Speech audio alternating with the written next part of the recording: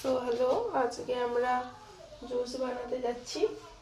আর ওই জুসের জন্য আমরা নিয়ে নিয়েছি একটা কলা, 1 পিস অফ কলা। এটা আমরা আগে কেটে নেব। আর তারপর নিয়ে নিচ্ছি আমরা একটা অ্যাপেল। এই অ্যাপেলের 1 পিস নিব।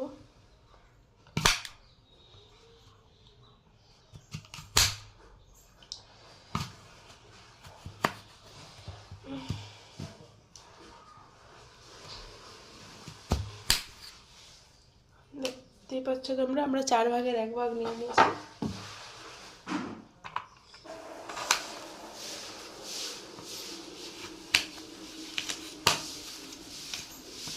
আমরা নিয়ে নিয়েছি মাখানা, আর তার মধ্যে নিয়েছি কিশমিশ, দেখতে কিশমিশ আর কাজুর গুঁড়া।